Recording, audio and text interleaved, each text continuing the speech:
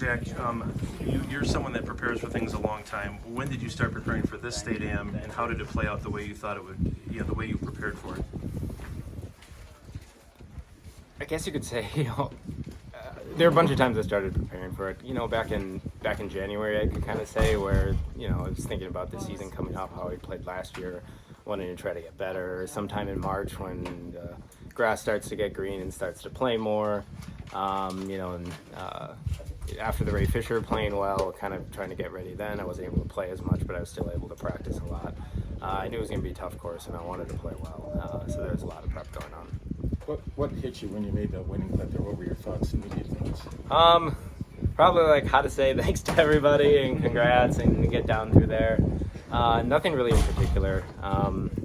It was kind of a on-purpose 3-putt, and so I'm glad my second leg putt was close enough where I didn't have to really think about it. You've gotten really good in recent years, especially of removing the emotion from it, right? I mean, I think maybe years ago, that was a little bit of a problem, right? Yeah. I think it would, kind of a big part of that is that there's no reason to feel a lot of that emotion, like the ups and downs. I think one of the biggest things that's been helpful is just like realizing that tomorrow I'm going to wake up and I'll check in with the people at work, and there's no point in getting angry or nervous over any of these shots, and so that definitely has been a big help. You've come close to winning, but today you obviously get over that hump. Just what's it mean? I mean, for you, just in general. Yeah, it's good. I think kind of going back to the mental part of it, and the times before, when I'd stand over shots, I wouldn't exactly know where they went. So with all the prep that I was doing, this in really all 4 days, I had a lot of confidence in knowing how my swing was going to be, and so that's a big difference. Times before, if you don't know where the ball's going to go, it's a struggle. And so even though I came close, I didn't feel like I kind of deserved it then, and so this time, it was a big change. Where do you feel was won and lost today? I guess that's the other thing, kind of on the mental side, where I never really looked at what our scores were. I was just kind of having fun going out there and hitting really good shot after really good shot. If I had to put one on, maybe 17, but that was another where, based on 16, it was like 10 yards closer, and I think I was 10 yards short on 16, so it was the exact same swing, and so I don't know if you noticed, I didn't take much time standing over that. No. I was ready to go because I knew exactly what that was going to do.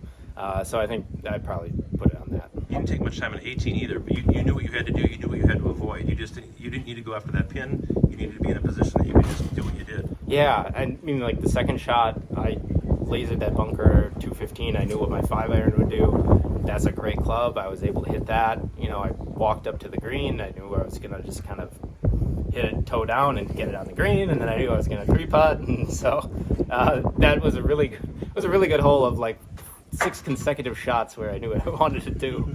Yeah, 3-wood off the tee. Yeah. You were kind of laying off from the beginning, kind of. Yeah, well, the first day I hit driver, and then I hit 3-wood the next 2, and one I was kind of between the bunkers on the right, so I would have gone into them. Next day I was left. I think this one we played a tee back, so I knew it was going to be a 3-wood. That driver, it gets into the bunker, and based on all these par 5s, all these par 5s and all these holes, being in the fairway is pretty much the most important thing. I think if I hit a fairway, I hit pretty much every green, and so I was feeling good about 3-wood. The last hole, your third shot, you just kind of popped it up on the green. That was a real careful shot. Yeah. What did you hit there? 60. I think I shot the pin at like 72, and so I knew it was going to roll up, down grade, and just get it on the green and not mess with anything. It seemed like with Abe, you had a little trouble there. I know went into the bunker. What was your approach to get back out of that? 54. So I hit most of my bunker shots with 60s, but working on 54s, I knew what I was able to do. I knew I was going to be able to get it up. I knew there was a backstop, so I was 20 feet long, and like as soon as that started rolling back, I just kind of shrugged and said, all right, that's a bogey. Try to think of the next bunker shot as an approach shot. So it was great off the tee in a great spot, a pretty good 54. It didn't work out because these holes are hard like that, so it was all fine. How big was the leg putt on 15? Because he made bogey there from almost the same spot. I learned for my putt on 14. Getting over that hill, it comes back left. And on 14, I played it way too far left, and that's why I had like 10 feet on that. And so it was pretty much the same putt. And I knew to like aim it at it, and when it get over the crest, it would hold and come back. So, I 3-putted on 14, but I learned from that, and that was big. And then what you hit in on 17, and that was about 4 footer? Like a little under 4 feet. It was 46 pitching wedge from like 185, but with the downwind and how short I was going to land it. And like I said, on 16, that was 195, and so I was able to hit the same club and just be right on it. I think we talked about this 12 years ago. You almost won at Maple Bluff, and we talked about you're a different golfer now. How much different a person are you now? Pretty different. I think back to like a year ago, and I feel I'm completely different from a year before. It's helpful to know that I'm going to change, and I think in a year from now, or in 2 years, I'll be different as well. And so it's kind of having that mindset and knowing that that's the case makes it easier to change and get to be a better person, better at golf, but better in everything in life, and know that you're not stuck in whatever you grew up with, whatever you came from. So it's a really good thing to know. What does this do for your legacy? You've won everything in the state now, except the state open, I guess. Well, it's state open. Yeah. I don't really know. Thinking about like who I am and whatever, I don't really think about my legacy that much. The mindset I had on the course was I like hitting good shots, and that's kind of what I've changed to.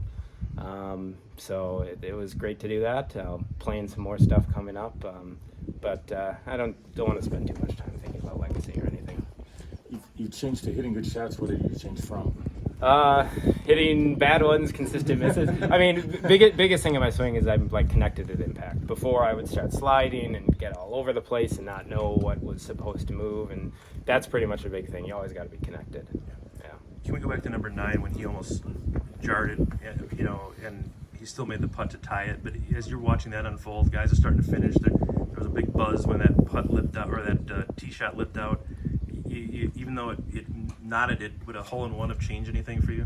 No, I keep going back to it. I like hitting good shots, and after he did, I hit a really good one. That I picked the right club. I'd had problems at the beginning of the week picking the wrong wedges for specific distances. I was able to get that one. I hit it great. I landed at that upslope and kept it on. So that's I don't think it would have changed much. It was fun for me to be able to hit a good one right after. This was the hardest course setup of the week, and I'm guessing that you embraced every minute of it. Oh yeah, I love difficult courses. I was saying two guys who came to watch, I play with them a lot. I complain about how, I don't complain, but a lot of courses are too easy. And the more difficult, the better, because it makes me focus. It makes me want to hit good shots and all of that. So yeah, it was tough out there, but Was there a lot for fun. One hole in particular where you would pat Jeff on the back? I mean, 18 for its length. 18. Well, I could have gone back further. I wish 5 went back further. I wanted them to play at the 500 because it was downwind. That's a fun hole from that upper tee. I can't think of any now, but I talked with Jones out there, and there was one hole that it came, but I can't really remember it. Well, hey, great job. Thank you. Thanks.